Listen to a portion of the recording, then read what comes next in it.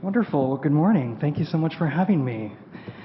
I'm here to talk about my book, A Better Life, 100 Atheists Speak Out on Joy and Meaning in a World Without God. I'm really excited to be here in Los Angeles, and as a filmmaker, especially excited to be here in this particular room where the Oscars were held, so that's pretty cool for me. So as was mentioned, I spent about 2 to 3 years working on this project. I'm going to tell you a little bit about the story behind that and how it all came together. But before I do that, I just want to talk about one of my favorite movies is about C.S. Lewis. Oh, shocking. I know. It's a movie called Shadowlands. It's directed by Richard Attenborough, the late Richard Attenborough. It's about C.S. Lewis later on in his life and his romantic relationship with an American divorcee. So it's not really about the religion thing, but one of the scenes that always stuck out to me is where Lewis, played by Anthony Hopkins, is talking about God. Let me play a clip for you. Yesterday, I received a letter that referred to an event that took place almost a year ago now, December the 4th, 1951. My correspondent hadn't forgotten. I doubt if any of us have. That was the night a number 1 bus drove into a column of young Royal Marine cadets in Chatham and killed 24 of them. You remember? Now, the letter asks some simple but fundamental questions. Where was God on that December night? Why didn't he stop it? Isn't God supposed to be good? Isn't he supposed to love us? And does God want us to suffer? What if the answer to that question is yes? So I'm not sure that God particularly wants us to be happy. I think he wants us to be able to love and be loved. He wants us to be able to love and be loved. And I happen to agree with 1/3 of that statement. So people often ask me, what are the overarching themes that you learned talking to these 100 atheists from around the world? That would pretty much be it. One of them. One of the themes that runs through the book is love. Now, as far as we know, we only have this one life, right? And if you really take it to heart, it really changes the way you see your family, your friendships, your relationships, and your experiences. As I quoted in my introduction to A Better Life, A.A. Milne's beautiful line from Winnie the Pooh, which is, how lucky I am to have something that makes saying goodbye so hard. One of my favorite photos from the book is the photo of writer and blogger Greta Christina in San Francisco with her partner Ingrid. Just a fun little bit of trivia. Behind them, you can see the plates on the wall, and that's called the Great Wall of China. But let's go back to where it all started. I was on a road trip with my brother 3 years ago, going through the Southwest. This is White Sands National Monument in New Mexico, which if you haven't been, it's incredible. We went there, I was taking photos, it was amazing, just this gorgeous, gorgeous place. And my brother said to me, you should do a book of your photography. And I said, nobody knows who I am, nobody cares, there's so many books out there, no publisher would want to do that. And he said, well, you just have to make it different. So I thought about it. And we were listening to a lot of podcasts on religion and, something that always interested me. I'd always been an atheist, but I found religion interesting. I minored in religious studies in college.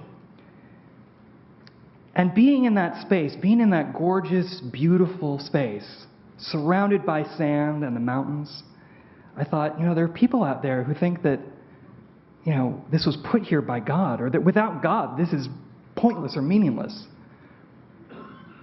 What if somebody were to make a book showing not necessarily what we're pushing against, but what we believe, what we love, what we cherish?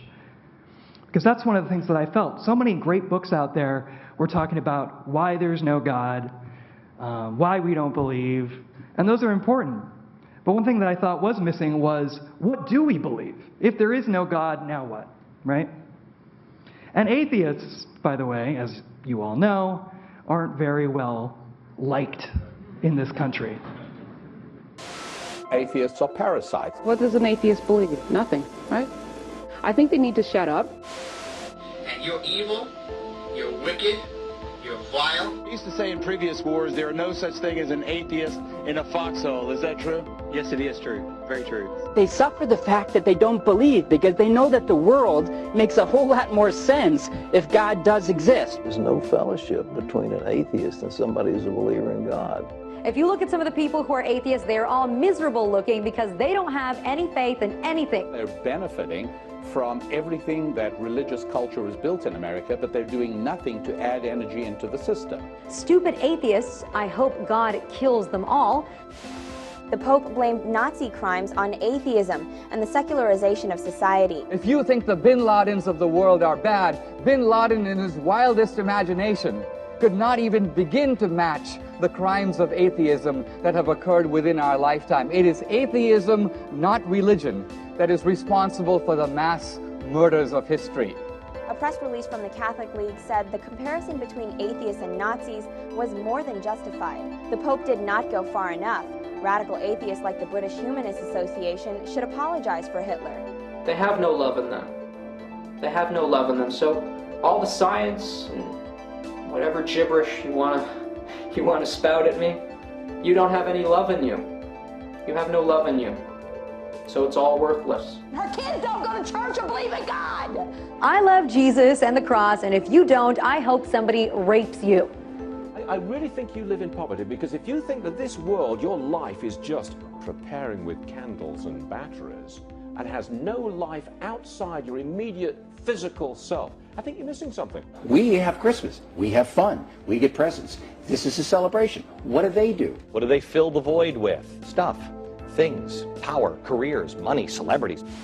And a University of Minnesota poll last year found that atheists were among the most distrusted group in America. Every dork-sided person, get out of my house. If you believe in Jesus, you can stay here. You sitting up here talking to a dude and he tells you he's an atheist, you need to pack it up and go home. You know, you're talking to a person who don't believe in God. What's his moral barometer? Where is it at? It's nowhere. How can you have judgment if you have no faith? And how can I trust you with power if you don't pray?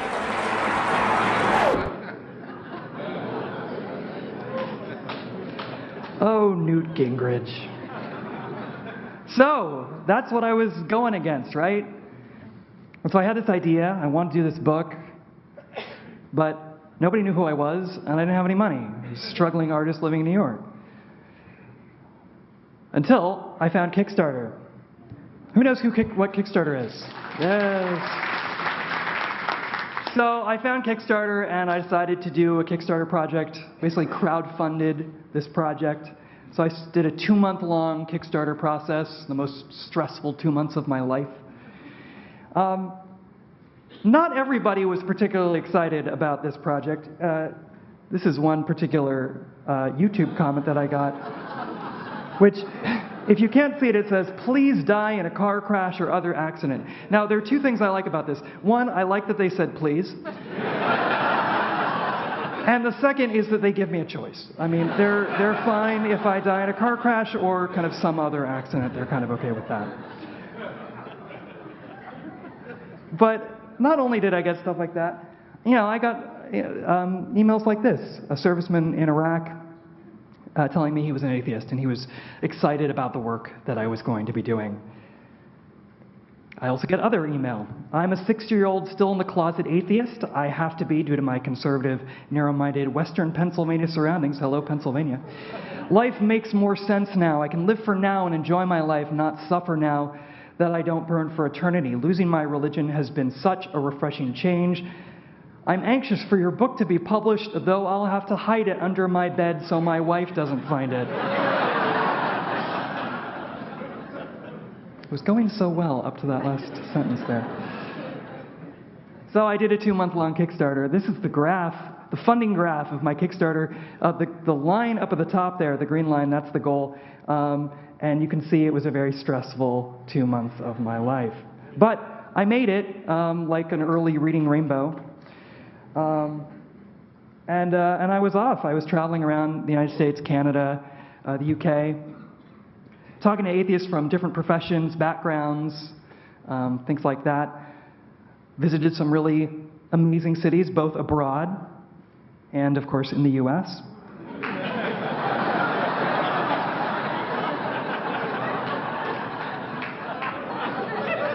My parents are both from Cleveland, so I love that. And I met some really incredible people on this trip.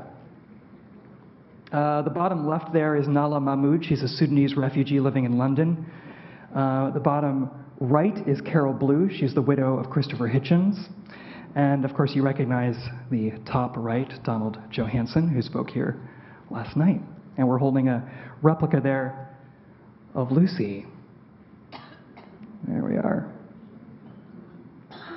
And some other familiar faces you might recognize from the book. I'll show you some pages from the book here. People here at the conference. We have Jessica Alquist, who will be speaking directly after me.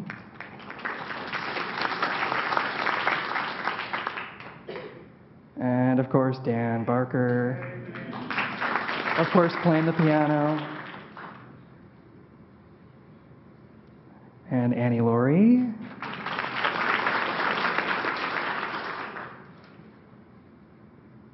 Sean Carroll.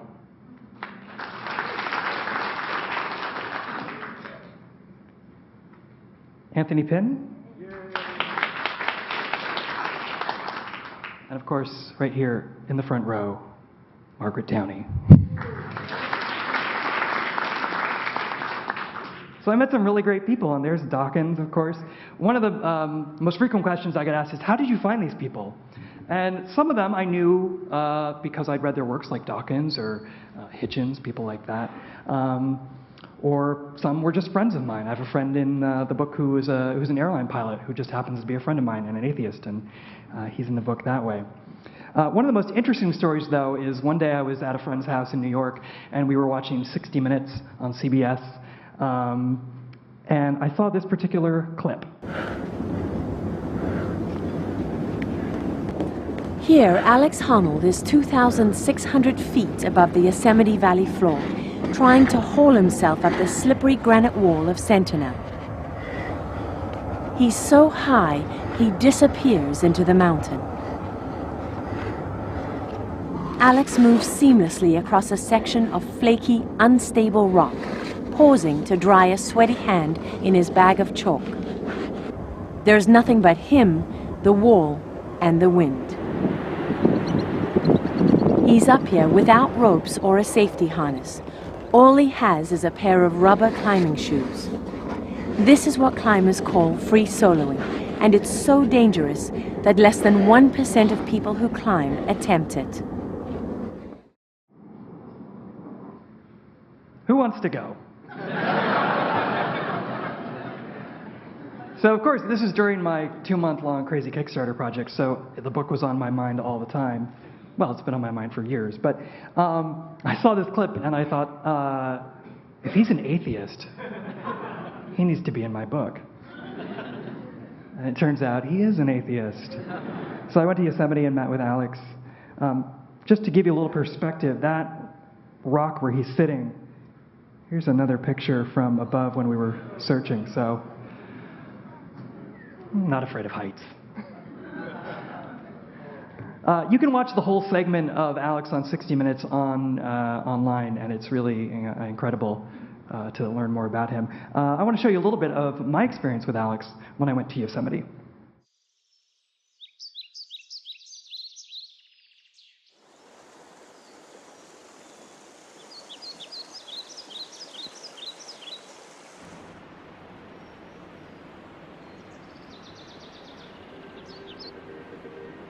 My name is Alex Honnold, and I'm an atheist rock climber. I love rock climbing, I love being outside, I love traveling, and I guess I find meaning in all those things. Well, I come back to Yosemite pretty much every season, every spring and fall, just because the walls are huge, the cliffs are really inspiring, the weather is really good, it's also really convenient, it's kind of close to my home. I mean, there are a lot of things that draw me here, but I mean, it is like legitimately some of the best climbing in the world. I was taken to church for maybe like 5 or 6 years as a kid that I can remember, and at no point did I ever think that there was anything going on with church. I just always saw it as like a bunch of old people eating stale wafers. You know, I was like, that's totally weird to me. I would like look at the rafters and imagine climbing around on things, and like our church was built like a bunker kind of, and I can imagine like a nuclear apocalypse happening outside and us all surviving, you know, just whatever. But it had nothing to do with church. I was like, now a letter from Paul to the Corinthians. You're like, whatever.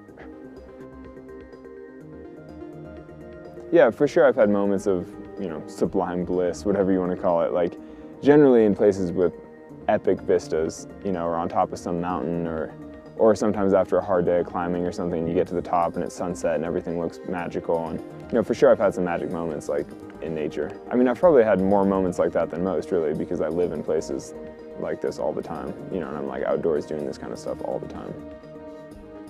I guess by not believing in an afterlife, it just sort of forces you to make the most of this life, you know, to actually get the most out of the time you have. And that probably has affected the way I live my life a little bit, by really accepting the fact that I'm just another animal on the earth, and that I will die in my time, and that, you know, I only have a limited amount of time and I have to use it.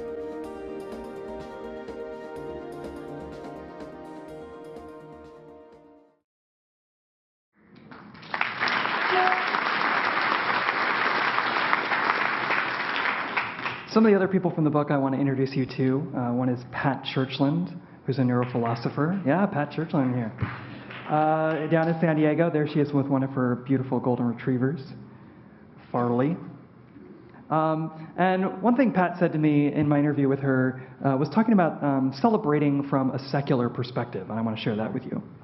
I used, of course, to teach introductory philosophy to undergraduates, both at UC San Diego, but also in Manitoba. And often, of course, the issue of religion very naturally would come up. And in the kind of social times, you know, and I'd go for coffee with the students and things afterwards, they'd say, well, but, you know, what do you do about Christmas? And it was a very reasonable question. And so I sort of began to explain to them, well, you know, we really think of it as a kind of, originally, a kind of pagan holiday, which is sort of the celebration of winter solstice, where, you know, the days are as short as they're going to get, and the photo period is going to lengthen, and there's all kinds of rituals associated with it being winter solstice. And we just partake of any rituals that happen to please us and that we feel comfortable with. Do the kids hang up stockings? Of course. And so do the dogs. And do we leave out cookies for Santa Claus? Well, but of course. And so it doesn't have to be taken to be too heavy and serious, and it can still be fun and playful and joyful, while at the same time, you know, you're not buying into it wholeheartedly. I mean, in the way that, you know, when you play Monopoly, you take it all very seriously, and you really want all those houses, and then you really want to get those hotels, and you really want to be the monopolist that wins it all and all that sort of stuff. But you know, it's only play money.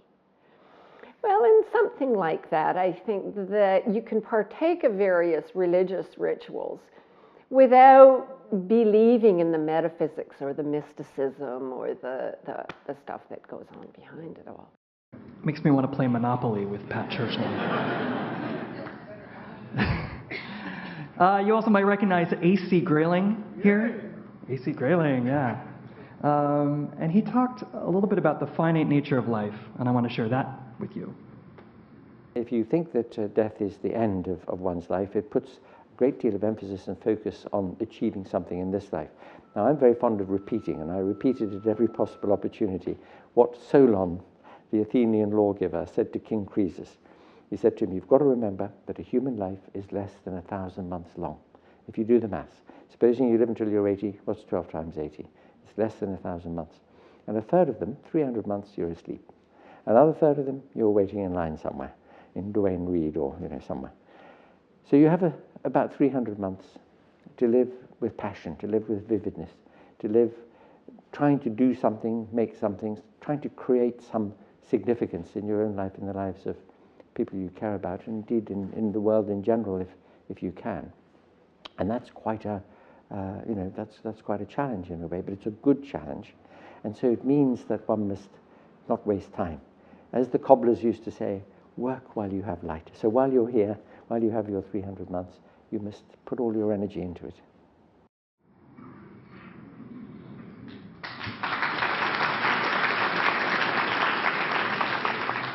Another person you'll recognize is a friend of the FFRF actress and comedian Julia Sweeney, here with her daughter Mulan. One thing we talked about was being an atheist and dealing with the issue of death and dying. And I want to share that with you. Well, that's interesting, because I've had a lot of death around me. First of all, I've somehow had a lot of death around me just by accident. Like I've just worked with a lot of people who died. I've had a lot of friends who've died. And I've had family members who died. My brother died of cancer, and that was when I was sort of a believer, like kind of a vague believer. I wasn't clearly an atheist then. But this summer, my other brother died, and my husband's dad died. And so I'm just like really around a lot of people dying right now. And I guess it makes, like, you really do see everything differently. I notice, for example, people coming up saying, I'm praying for you and I'm praying for your brother. And I realize they're really just saying, I'm thinking of you and I'm thinking of your brother. But I know, like, just having gone, my brother died like a month and a half ago, and people, they seem to want to, like they would go to church and say a prayer for my brother, but not necessarily go do something for him before he died. So for me, I understand that if what helps you think about somebody who's about to die is to go into a church and just meditate on that person for yourself, that makes a lot of sense. But it doesn't make a lot of sense to the person who's dying. Really, you need to be with the person who's dying. So that changed my attitude about being around people who are dying. I really think of people like flowers in a big field of wildflowers, and they bloom and then they die. And so just that view of people makes it really poignant for me. It's actually much more profound death to me than it was before. If you really think somebody's going to die and then go off somewhere else, that's a very different point of view than if you think the universe produced this person who lived for this many years and had this many experiences, and now they're going away and the universe is continuing on. I mean, that's just a very different view of it. And to me, it makes it very poignant and very meaningful and really emotional.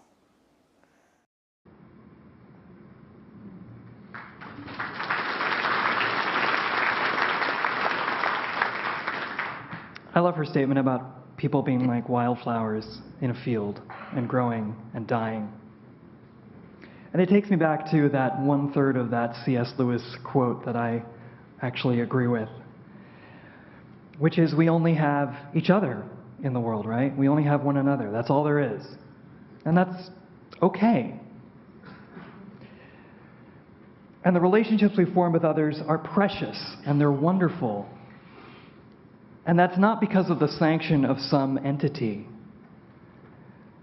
but from the fact that we together have come together and created these experiences and formed these bonds and relationships ourselves.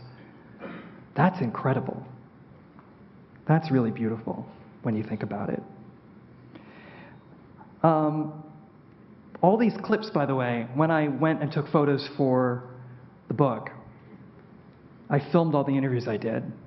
So now I've been spending months sitting in my apartment, growing a beard and editing away, going through the 50+ hours of footage I have of everybody talking about this stuff, and I'm turning it into a documentary version. So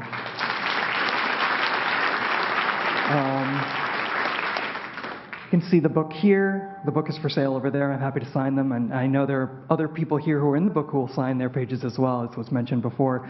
Before I leave, I just want to show you a brief promo for the film version of A Better Life.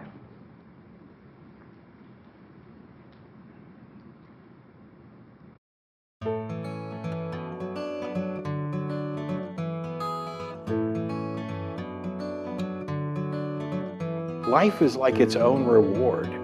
You know, this idea that some people have that atheists must be nihilists who have no purpose and are all dour all the time, and oh, this life has no meaning and purpose, and why don't we just end it all? I cannot grasp that. The more I've understood about how the universe works, the more that awe has come, and the more joy, rather than it going, oh, it's just clockwork. The sun's there and we go around it every year and all that stuff. No, I think that's amazing. That is extraordinary how that's happened. Since we are made of the same stuff, the same molecules that were created, you know, in the explosions of the stars, and we ourselves have evolved this incredible ability to contemplate our place in the universe, we are a way for the cosmos to know itself. For some people, God is important. God fills a role where they can't fill with anything else. I don't have that. I mean, I do often think like what an amazing world I live in, like seeing like glaciers on Kilimanjaro or something, you know, just like this crazy, beautiful view. You know, but to me that doesn't mean anything more than just the fact that we live in a beautiful world. I don't need spiritualism or God or anything to explain that. Part of being an atheist is accepting a really scary thing, that you're going to die. We're always looking forward and looking past where we are. Therefore, we never experience the moments we're in. It's really difficult to do that. What gives me joy is the fact that the universe is out there and is comprehensible, that you know, we are trying to find answers. Things are logical, things make sense. If you are born and are going to die, and you have consciousness that's here now and going to end, you have instant, profound meaning in your life. You happen to be alive right now. You should really make the most of it. So you have about 300 months to live with passion, to live with vividness, to live trying to do something, make something, trying to create some significance. People love things that they find beautiful. And it can be a very expensive thing and an exquisite thing. Or it can just be as simple as, I used to have that when I was a child. And I can't believe I've seen this now in the thrift store. I haven't thought of this thing in, 30 years. And then there's my dogs. Then there's the dogs. Yes, we love our dogs.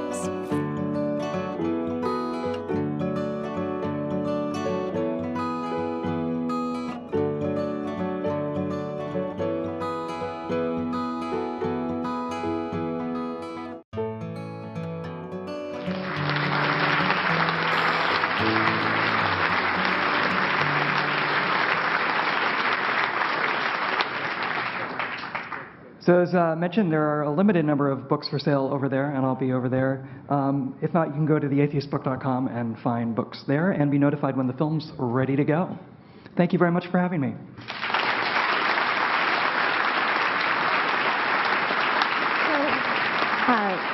Is Jessica Alquist in the room yet? If she isn't, I think we have time for maybe possibly one or two questions, real quick, for Chris.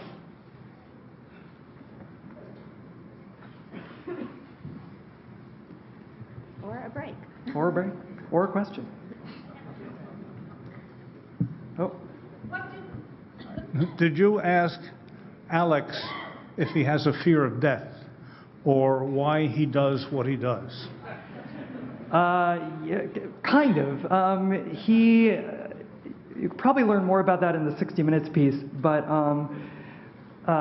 mostly he talks about just how free soloing is just another type of climbing, how exhilarating it is, and a different technique rather than thinking about the death part of it. He doesn't really, as far as I know, I can't speak for him, but I think he doesn't really think about that much. So. Oh, yes. I'm from the Twin Cities in Minnesota, and I'm just trying to get together in my mind, that you've got the 100 atheists, and a lot of them we know, they're, famous. But in my community now, we're just kind of burgeoning as far as the secular community. And I mean, I know like 300 or 400 atheists, you know, maybe not that well, but some of them, you know, and it's just kind of amazing to have that world, what I do for all my social life, and yet still, you know, face some of that, and you don't know where, you know, some of the stuff you initially showed about how we're still, you know, considered evil and strange, and you never know.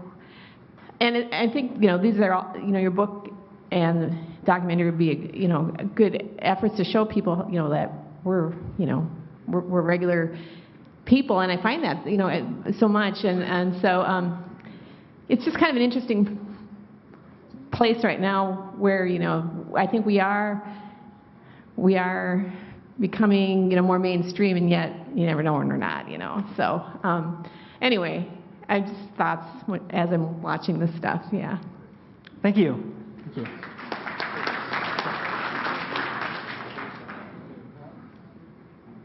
Oh, right. Yeah. So there's an interesting story here as well. Thank you for reminding me. Personal connection that I have with FFRF, which is my stepmother, my mom's partner, is from the UK.